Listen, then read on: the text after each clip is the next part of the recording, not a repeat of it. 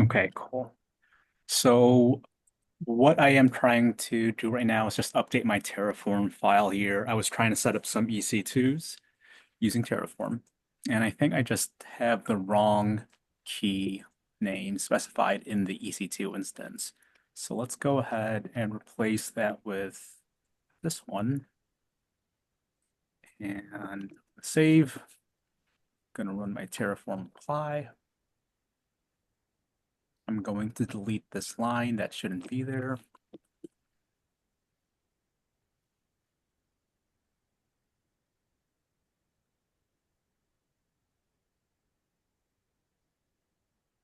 Okay.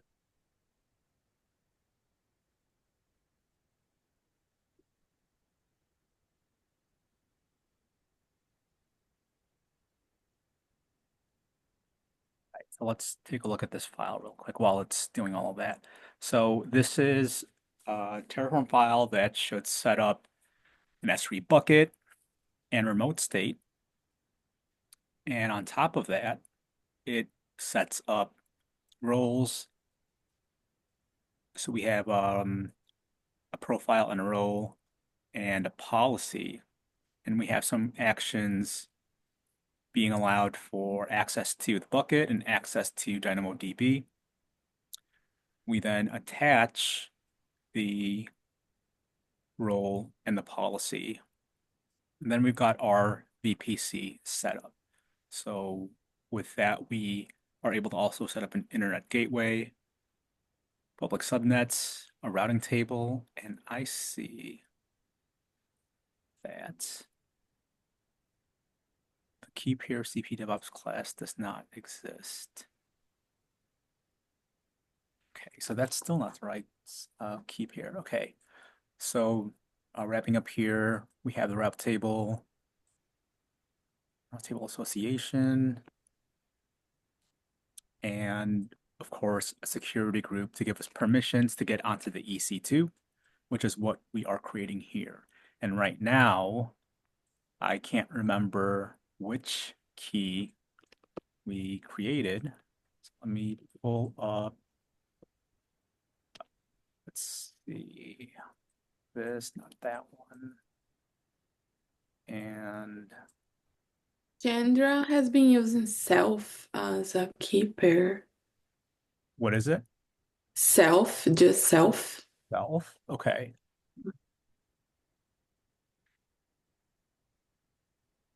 I don't know if he created like just for him or what.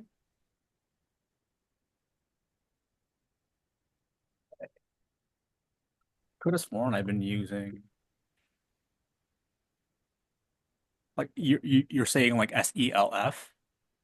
Oh, and what region has that been on? Oh yeah, probably it's like I didn't pay attention. I don't know if it's India. Well, Okay. he's been using his own account, I think, Oh, Uh okay. unless he has to be unless he's demoing specifically in a Platoon assignment for C stuff. But a lot of times recently he's been on a different account. okay. Looks like, let's see, isn't define one that exists.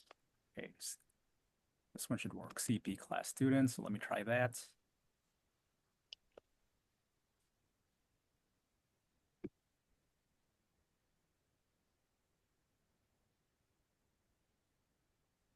Right. Let's rerun our apply.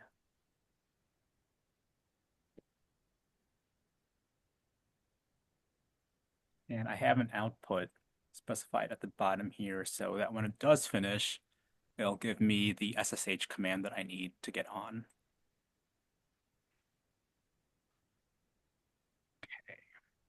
So while we are waiting for that, let's go back over to our README today. And we are working with, yeah, we're working with Ansible this week. We're starting Ansible. We are continuing to learn about the infrastructure as code part of DevOps philosophy. And what Ansible allows us to do, in the same vein as Terraform, we can programmatically create infrastructure. Now, Terraform and Ansible do slightly differ in what they do, right? So Terraform has primarily been used, we've seen it been used for provisioning, right? Provisioning and maintaining infrastructure. Ansible will allow us to do things that Terraform is technically capable of doing, but not ideally used for. So, like SSHing into a machine, for example, and setting up installations. Yes, we could definitely use Terraform to run bash scripts, anything we need to like set up, let's say, Docker or GitHub on a new node, right? But Ansible does that so much better. Ansible has a somewhat simple flow.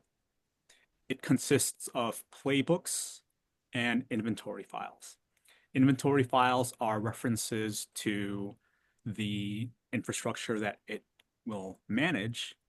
And we have an example of an inventory file here where we're specifying various servers, right? So we've got production web servers, we've got staging web servers, we've got database servers. And we can pick and choose from these different uh, web servers, these different groups of inventory inside of the inventory file to run playbooks on. Or we could just pass in the entire inventory and run a playbook on everything in here. Now, what are playbooks?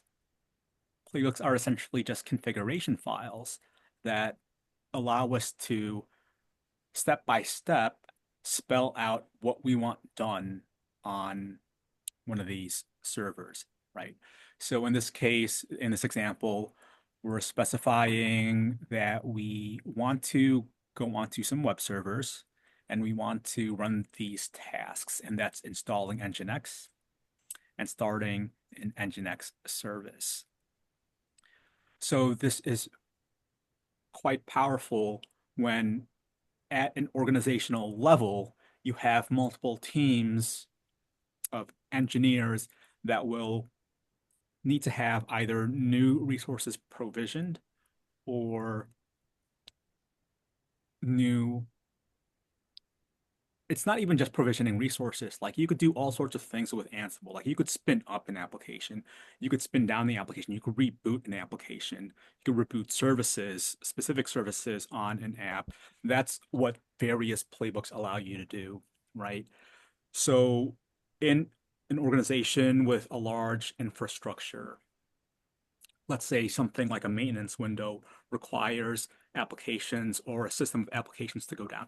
Instead of going onto all of these hosts one by one, you could run a playbook that will run the series of commands that it needs to do, like maybe running commands that will check for running services, stopping those services, restarting the entire node, and then running commands when it spins back up, right? And it could do this for really an infinitely like any number of services you need these actions run on. And so that's the power of Ansible. It can essentially allow you to do the things that you would be doing manually, like SSHing onto an EC2 and running install commands. It allows you to do all of that in an automated way. And I don't know if we are going to be demoing anything right now, but let's backtrack a bit. Let's go back to uh, our Docker example here, because what I did want to do was talk through how we can Dockerize Terraform, and we could use Terraform to set up an EC2, well, two EC2s, so that we could install and demo Ansible on these EC2s. So it looks like this finished. It gave me this command. I'm going to copy that. I'm going to run it over here, and fingers crossed that this will Allow me access, and yes, it allowed me access. Perfect. Okay, so let's leave that there, and let's also let's continue to back up a bit, and let's talk about Dockerizing Terraform. Now, why do you think we would want to do something like Dockerizing Terraform? Anyone just shout it out. Regardless on whatever you're on, you can use the same Terraform instance. Like it makes it system agnostic, I guess. Yeah, definitely. Definitely makes it system agnostic.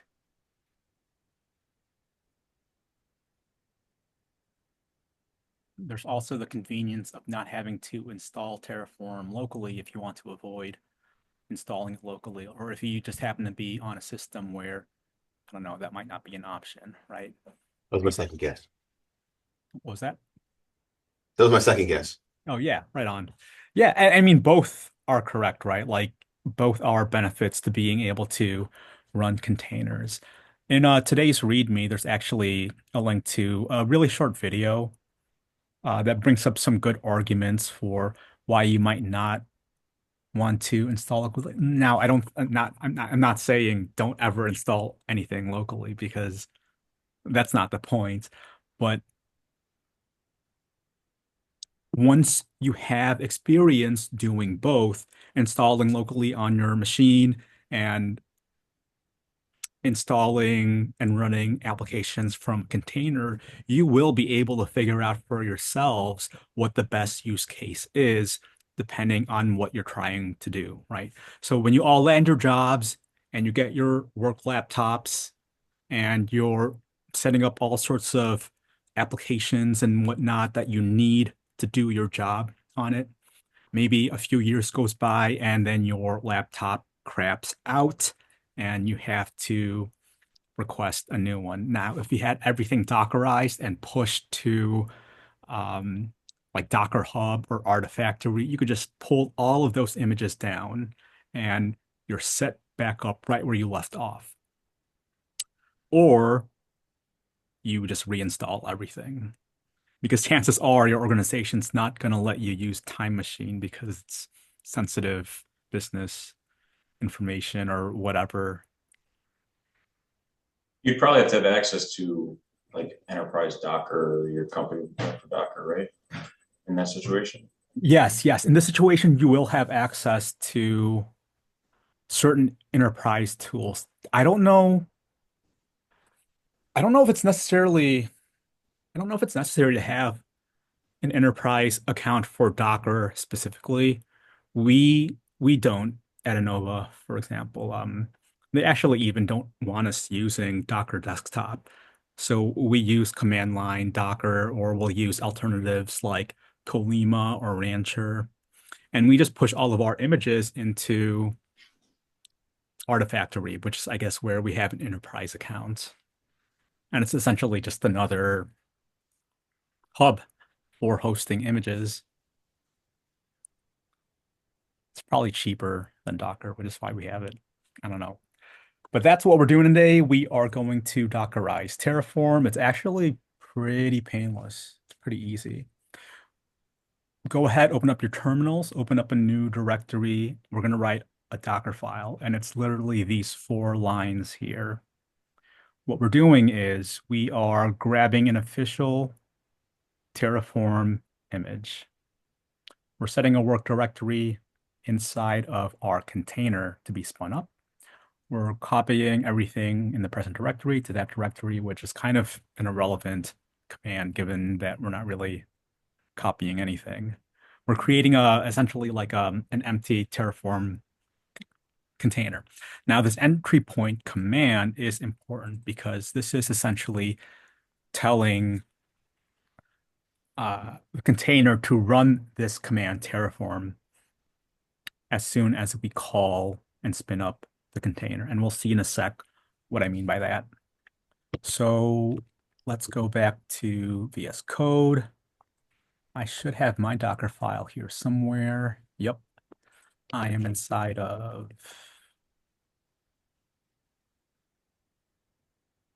the right directory now.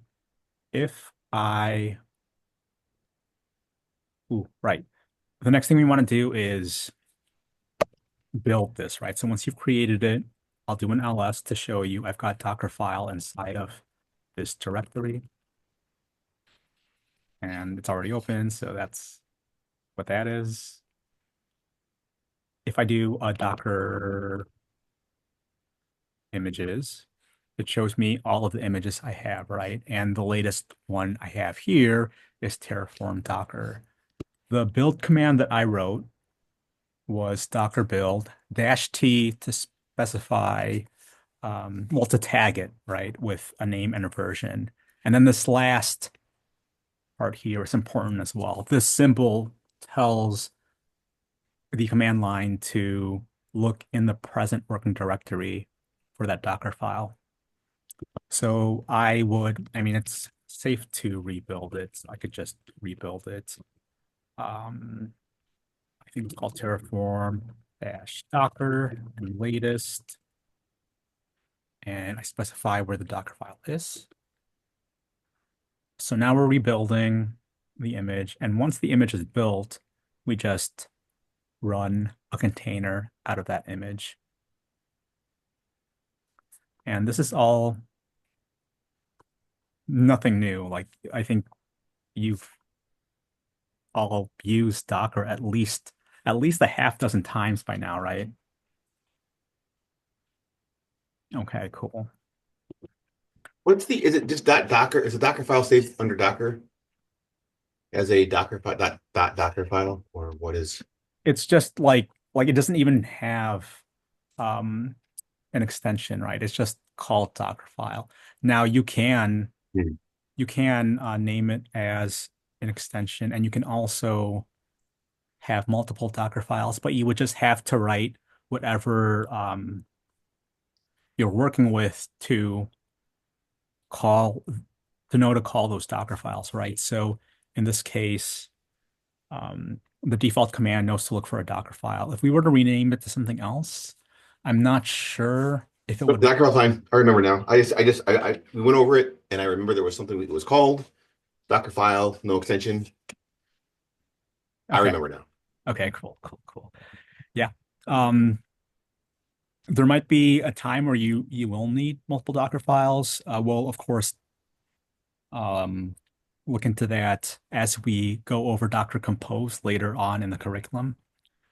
Um, I don't know. I think it's best practice to have Docker files in their own individual directories, all of them named Docker file. But I've also seen instances where we have multiple Docker files in one directory and they're just named slightly differently, like Docker file dot, um, I don't know, dev staging. I'm kind of blanking on the example that I'm trying to think of, but it's doable. But general practice is to just call the file Docker file. Okay, so we've built this Docker file. Now we got to run it, right? So I was about to ask what the run command is, if anyone could tell me, but we're actually adding a lot to this run command, a lot of stuff that you may not have seen before, right? So you've already seen Docker, you've already seen run. I think you should have seen this --rm option. Can anyone tell me what this does? That remove? Exactly, it's remove. And we want this so that whenever you run your Docker command, it's not creating a new container. And then we have a -v to specify volume. And we are grabbing the present working directory of wherever we call this command from, right? And we are mounting that directory we are in to the work directory we created inside of our Docker file. And we're also mounting a configuration. So you've already got your AWS credentials set up correctly in your home directory under a hidden AWS folder. And we're just mounting that to a folder inside of the container.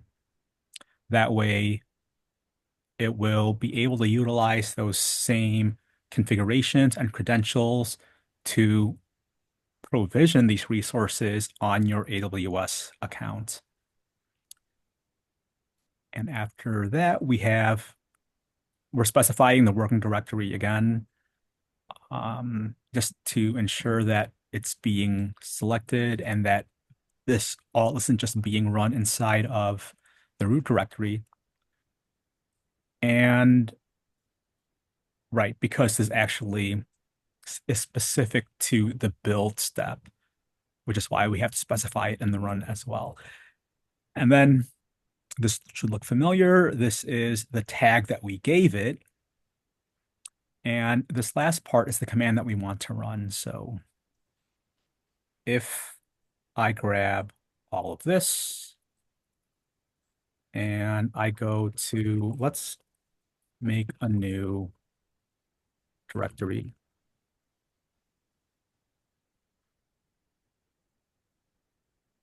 And let's make a new Terraform file. So I need my provisioner, which is going to be AWS. I want to specify a region, US East 1. I also need the Terraform block, right? So Terraform. And then it's provider. No. Yeah, provider, I think, right? Oh, and I don't know why I said provision. This needs to be provider. Ooh, I want to. All right, somebody tell me what I'm supposed to write in this block.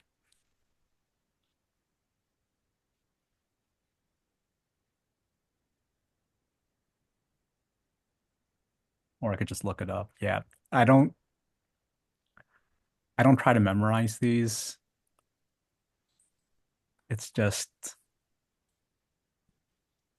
I don't know. I might have said it before. I don't think I've said it as much this cohort as I did in the last cohort or previous cohorts, but I think Albert Einstein had a quote about not wasting his mental energy memorizing anything that he could just look up. And that just kind of stuck with me. So we are looking for the Terraform block that I should have in one of these actually.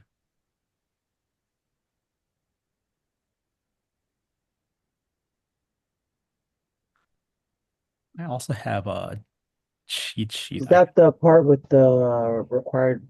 No, you already put that. The required providers. That wouldn't Yeah, be it. yeah. Is it just required? Yeah, it is. Thank you. Okay, so required providers, I believe, is an object, right? And inside we can specify AWS. If I'm wrong, then yeah, and then we set an equal, and then we can set a version here, right? Version equals, oof, what were we using? I think I was using 4.67. And I think I'm missing one thing. Source, What is it? source. Source? At least in the one I was doing, I needed a source with HashiCorp and Ah, then AWS, yes. Thank you. Okay, and no equal sign between the provider and that first curly brace. got it. Thank you. Nice. Right, stop complaining. Now I can run my big, long, whoops, command. And again, we saw the entry point earlier as being set to Terraform. So I don't have to specify Terraform again. I could just say init, and it will behave as if I called Terraform init.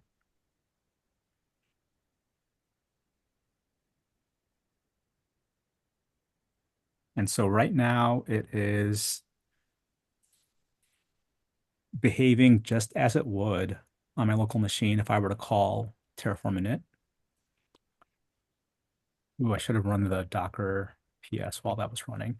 And if I do a Docker PS now, we saw that it finished running. Let me see if I can try to catch it while it's still running.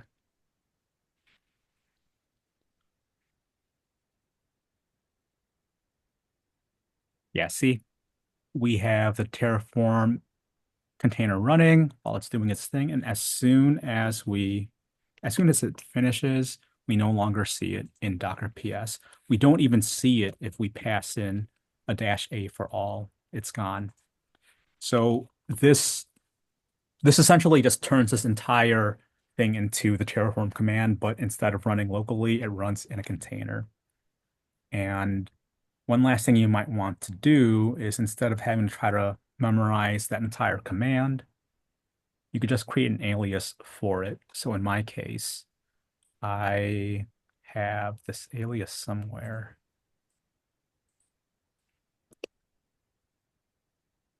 Okay, yeah. I have this alias where I just set it to docker-tf, so that's what I'm going to call.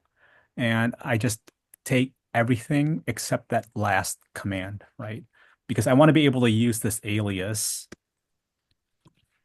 and pass in the Docker command that I want. So if I do docker-tf, whoops. Let's do a plan.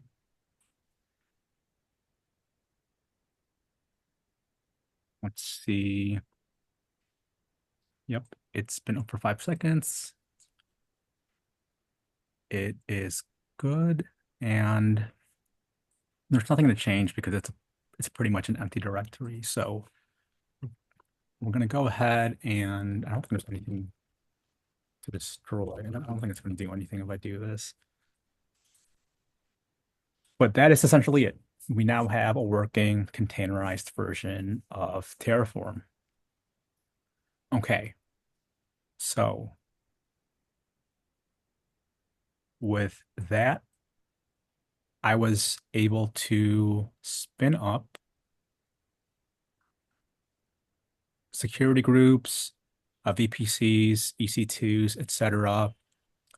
This is going to be in the challenge today, setting up instances like this.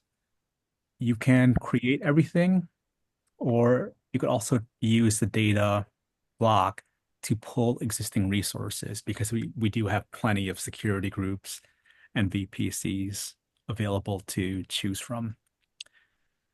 Now, Question. yeah, sure. Um, so you opened up the Terraform and Docker. So Mhm. is this main.tf that we're looking at here on your system? And like when you run the docker-tf command, it opens up the Terraform Docker and then runs the main.tf inside of it? Or do you have to put it inside of it? I mean, I'm a little lost on the Sure. Yeah. It does, but it does that through mounting, right? So your local directory is essentially mounted to this path inside of the okay. container. And so it's like a mirror reflection of the two, right? Um, so it's able to read my AWS credentials locally, and it's able to use those inside of the container. It reads my main.tf and it runs it inside of the container, just like you said. And it does so with these because of these commands that we passed in or arguments into the command. Okay. So now we've got our EC2 up. I actually have to re-SSH into it.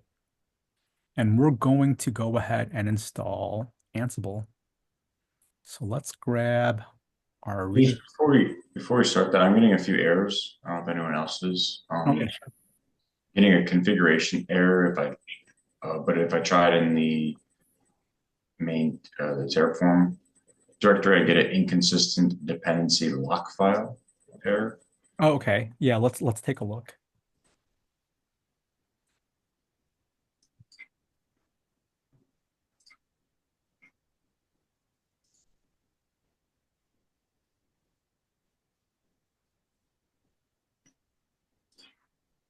Yes. So that, Does this need to be in a separate directory, the Docker file? no, it's not the Docker file at all. Did you run the init command with the Docker command? I did the build command. Okay, so you did that, and then you ran I that. ran the build command in here in Docker Terraform. Do I need to run it in TF? No, you run the run command inside of TF. It doesn't matter where you run the build command, and you only have to build once. Once it's already built, it will be accessed whenever you use Docker run.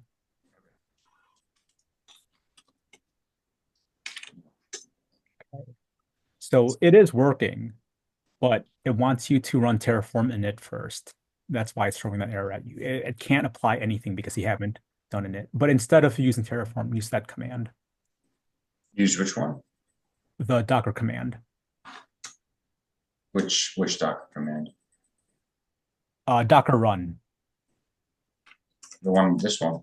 Yeah, but delete auto approve and delete apply and pass in init instead. This. Yeah, no dash.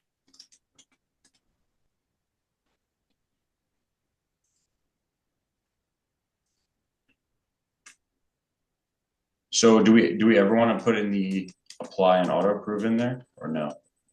I Well, yeah, basically that entire Docker command that you're running, the Docker run command, that's essentially just running the Terraform command inside of container. Okay, perfect. Thank you. So like you would pass in the exact same things to one as you would with the other. Okay. Okay. So yeah, now you could apply, it should work. And once it's up, we can SSH into the EC2. Looks like I timed out.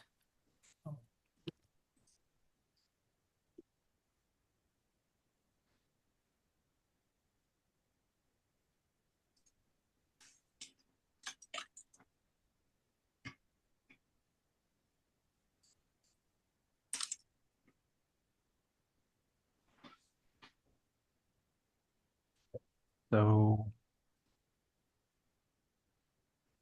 right, SSH with the CP class students. For some reason, there it is. Right, I'm on my EC2, and now we can start setting up Ansible. So I am looking for our curriculum, and we are on module 3, week 10, day 1. So Ansible.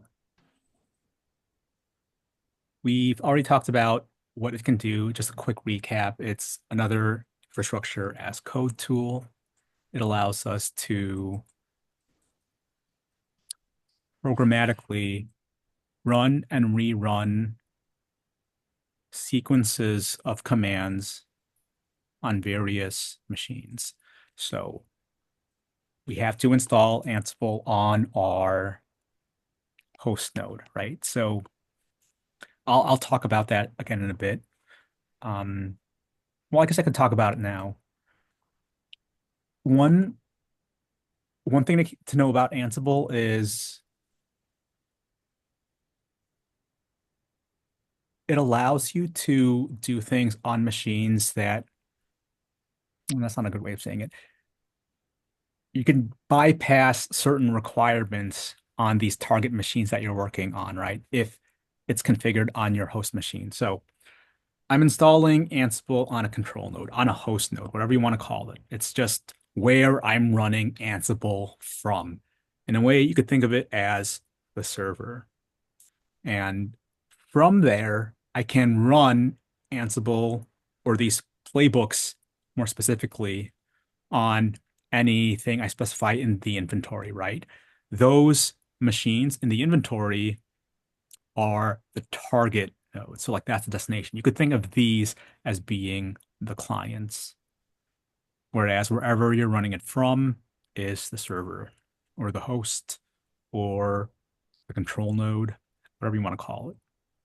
So on this EC2 that I'm in now, we're essentially, by installing Ansible on this, we're turning this into our control node. This is where we can keep all of our inventory files, our playbooks. I mean, it's probably best to keep those like in a repository where they could be easily accessed. But when we're running Ansible, we could have all of that forked down to this machine, and we pass those inventories and playbooks into our Ansible commands, and then it's going to know to connect to the machines we've specified in these inventories and do its thing. So before we can see it in action, we've got to set it up. Let's go ahead, do a brew install Ansible. Oh, that's for Mac. So we are on the Linux. Let's do a sudo apt-get update. This is probably for an Ubuntu image and not the AWS image. So what's the AMI 2023? Does it use Yum?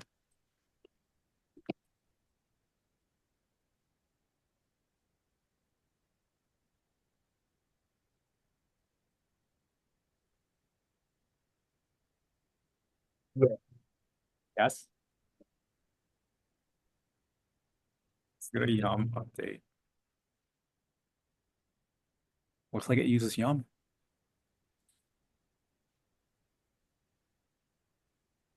Okay. Now let's do a sudo yum install Ansible. I believe you can also install it through Python, which let's just continue going in this direction. All right, now it's going to ask me if all of this looks good. I'm going to say yes.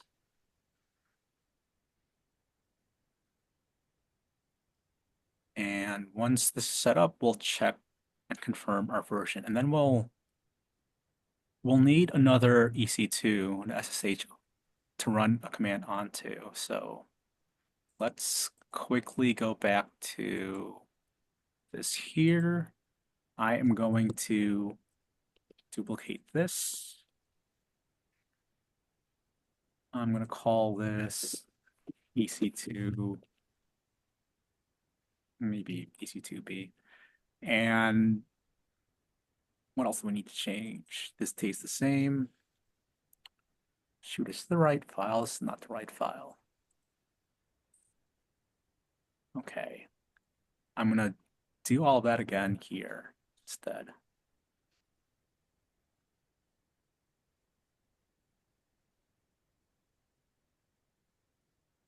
And there it is. So I'm going to duplicate this while we're waiting for this install. I'm going to name it something else. Everything else stays the same. And let's save that. I'll rerun it in a sec. This should be good. So let's see if it's been installed. Cool. We've got Ansible 2.15.3 set up. All right. Now I'm gonna exit out of here. I'm gonna go into, yikes, what directory was that? Shoot. Where is this? EC2S. That's not what I want. Remote state. Yeah, there we go. Remote state init. Now let's do a Docker TF plan. Want me to run the unit? I think I must have been using the regular Docker command earlier.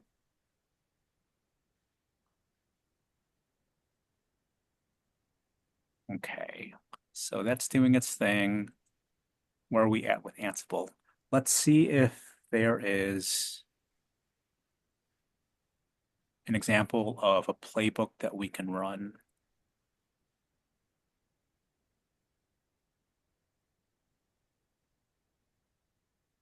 Wow, this lesson really doesn't have an example. Let's take a sneak peek at tomorrow's lesson.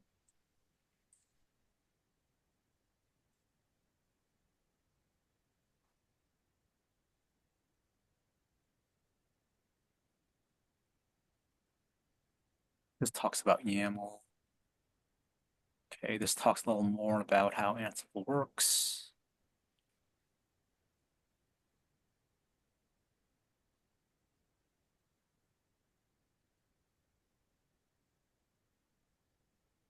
Okay. I am going to go ahead and just run my apply because I know it should be good to go.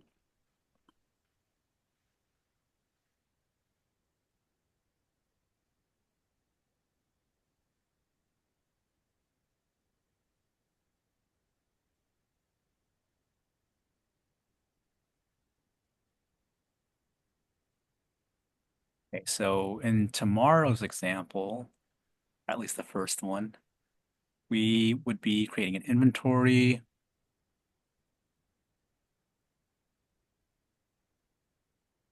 We are passing in a PEM file. What I'm, oh, I see. There's the, that's where we would put the note. Okay. Okay. So this is, shoot.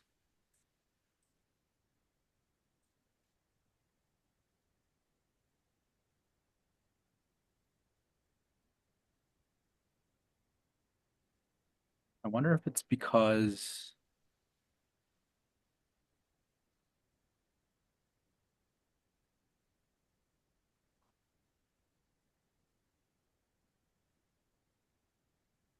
is this the right one, right? Let me just double check. It's the right directory.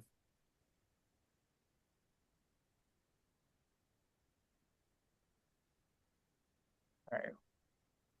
So I don't know if you all remember, but last week we talked about using the data block, but we also talked about a different command, right? The import command, which allows us to take ownership of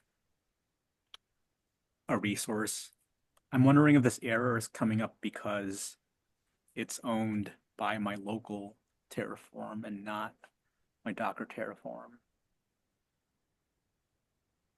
So I'm gonna test this by doing a Terraform apply, auto approve with my regular Terraform command.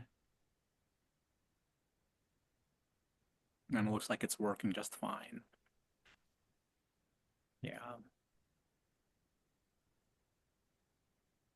So later on, you're also going to learn how to set up Terraform and run Terraform inside of a GitHub workspace, GitHub Actions workspace. Because when we're learning how to build an entire pipeline, we saw that Terraform allowed us to not have to run or create AWS resources manually, right? Now we want to reach a point where we don't have to call Terraform commands manually. And so the next step is when we learn about GitHub Actions in the next module, we'll learn how to create a workflow that will run the Terraform commands for us. And Terraform will be running inside of, again, a workspace. And the easiest way to get it to do that is to, actually, I don't even know if we need to containerize it for that instance, because there should be an official Terraform image available, but that's all for later on down the road. For now, we have this new EC2 public IP. Let's go ahead and we need to, right, we're going to make an inventory file. So I'm just going to make a new directory. I don't know, call it Ansible. Go into Ansible. I'm going to use Vim because I can't use code. I'm just going to call this inventory and let's, I could call this whatever I want. Anything in bracket notation is essentially like a name, right? I'm creating a block for a series of nodes that I want to access because in a real world situation, you may have more than one server for an individual service, right? Because there has to be some kind of a failsafe. What if one node goes down, the other is there to keep things running smoothly? Um, but of course, your mileage will vary. Like every organization runs their architecture and infrastructure in their own way. So whatever you see out there is what you're going to see out there. But it's not uncommon to have multiple servers and nodes and hosts for individual applications or services. So my EC2 is what I'm specifying here, and I'm going to say node 1 is going to be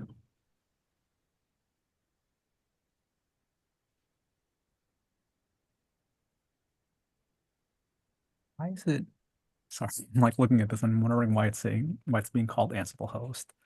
Um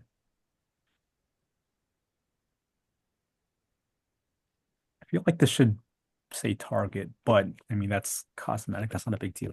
I'm going to pass in this new IP address. Should just be fine by itself. Actually, no, I think I need the whole thing.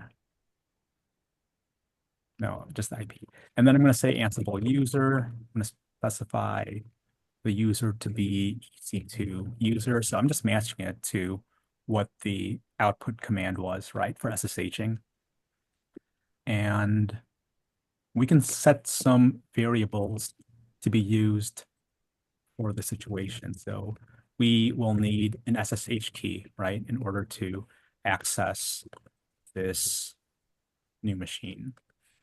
So let's go ahead and put that inside of, now let's actually hard code the full path. EC2 user. And what was the name of our, is it CP class? Yeah, CP class students .pem. Okay. Now I actually have to get this file onto the first EC2, right? So, oh shoot, this should actually be the, I'm just realizing, sorry, this is the IP for the host that I'm on. I never added a new output command. So let's scroll back down here. Um, we want to have the output for both of these. So I'm just going to run a quick update. I'm going to call this public IP B. I'm going to point to the other EC2 that I made, right? Because we want the IP address for the other EC2. And then I'm going to add public IP because that got overwritten somehow. And I'm going to do the same here. I'm going to just make sure that the label I'm using to reference the resource I want to access is named correctly. So let's save, let's update. And now let's rerun so that we could get the output to spit out the IP address, and it wants a unique output name.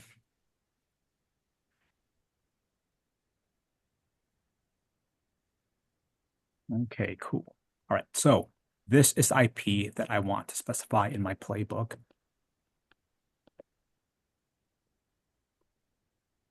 Or sorry, inventory. I don't know why I said playbook. Actually, you know what? What I'm going to do is I'm going to do this because I'm still not sure about that README or why it says what it says. So I am going to actually specify both of these. And we are just going to say 54.210.50.237. User is going to be the same. And it's also set a key file for this machine. I see a typo somewhere. Yep. Okay. Now we actually have to get this temp file up to this location first, right? Because it doesn't actually exist there. So I'm going to grab this SSH command. I'm going to copy it. I'm going to go over to my SSH directory where my keys are. And I am going to paste this command. I'm going to replace SSH with SCP for secure copy. I'm going to keep this argument the same because I have to use this key to securely access the node. But I'm also going to pass in another argument, and that's going to be the file that I want to transfer, which in this case just happens to be the same file. So with that in between the command and the argument for the identity file that I'm passing in, and the user and address of the destination, the one last thing I need to add is a location at that destination. And we're going to match that to what we have here, right? So /home q-user, and we're just going to leave it there. We'll copy the file over to that location. So let's hit enter. I got my confirmation that it is there. So I'm going to save this. Escape, write, quit.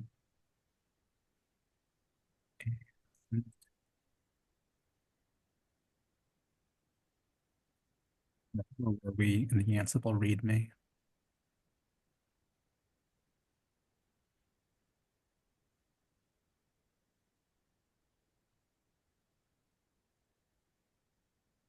Okay, so let's see if that works.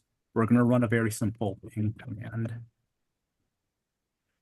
All right, so we're specifying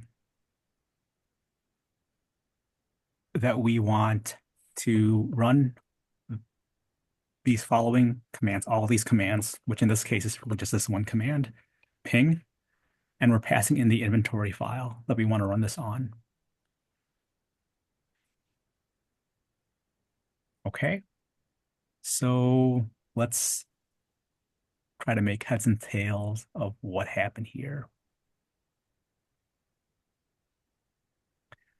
This first part is, oh wait, no, actually it's can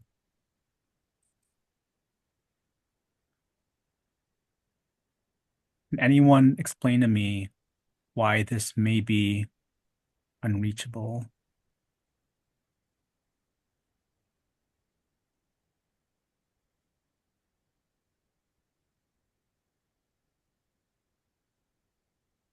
Does the EC2 need a permission or security group setting? I don't know if it's a security group setting. Let me hit yes on this.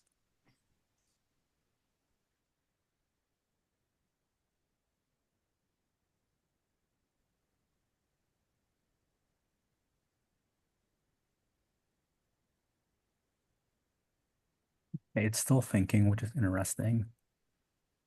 If you recall, when I created the inventory file, oh shoot, we can't see it. So let me SSH onto that location. Yeah, if you recall when we made the inventory file, we actually added two IPs, right? And the way that we ran this inventory book, it's going to run that command on both of those IPs. So let's replace SCP with SSH.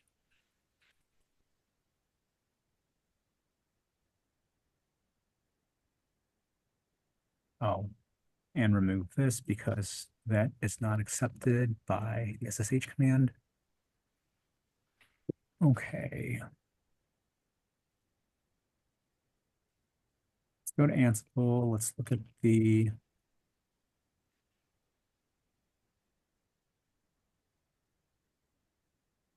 inventory one more time.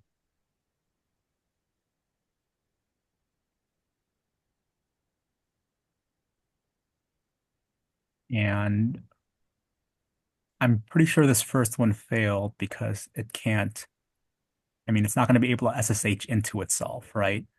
This is the IP of the host that we're on.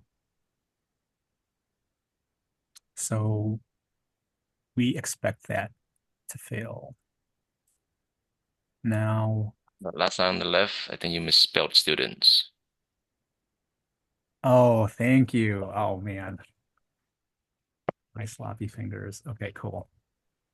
Nice call outs. Right, so let's save that and let's rerun this. I'm gonna run it again. Okay, so we got a permission denied for the same reason. Oh wait, no, this is still 34 dot. Yeah, that's still the first host. So it failed on this first host. Okay.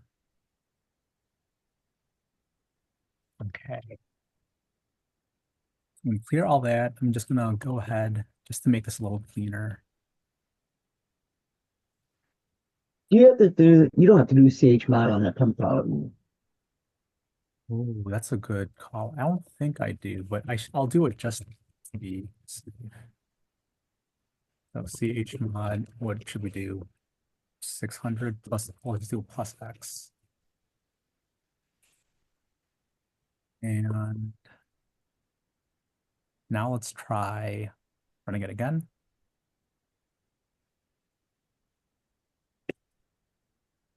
Yes. Okay, so this time we can confirm that we made the attempt to SSH onto 54.210.50, blah.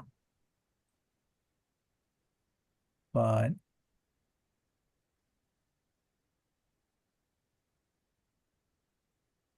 it looks like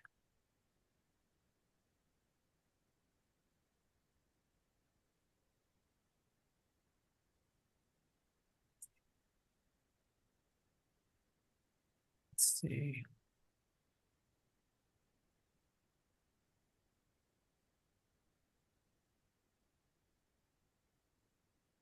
Oh, shoot, let me look at this one more time.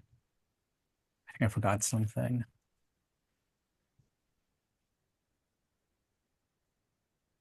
Okay.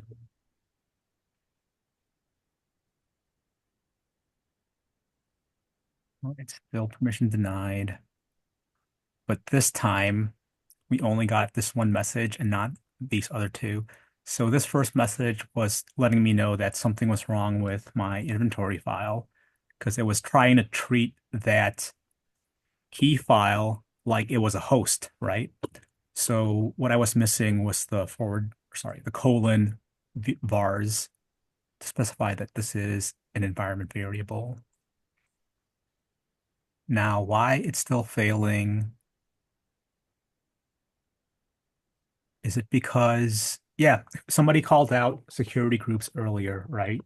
So it could be the security groups. We have two EC2 set up. They're using the same security group. Let's see if we can manually SSH onto this. second node from the first one.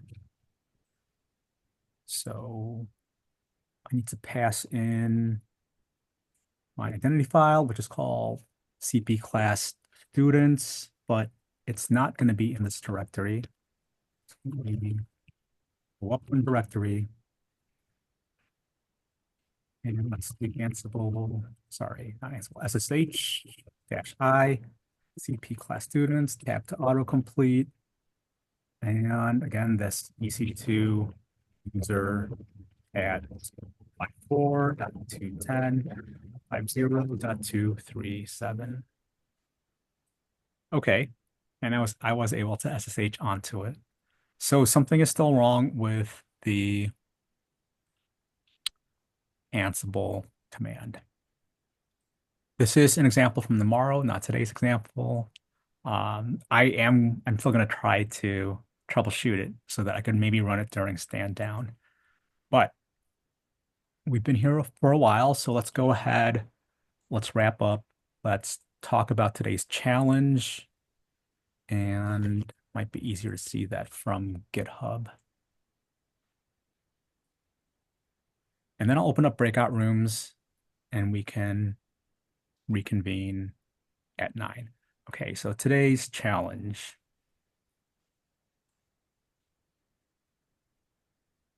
Ansible Docker, what you're going to do is you're going to want to be able to run Terraform out of a Docker, and you're going to write Terraform files to essentially do what we just did right now, right? We're going to create 2 EC2s, and well, start by making 1 EC2 and installing Ansible on it.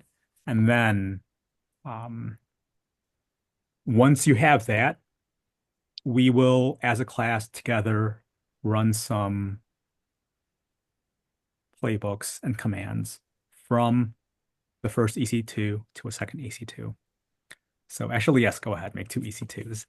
And let's end it here. I'm going to get the breakout rooms, and let's go ahead and take a break as well.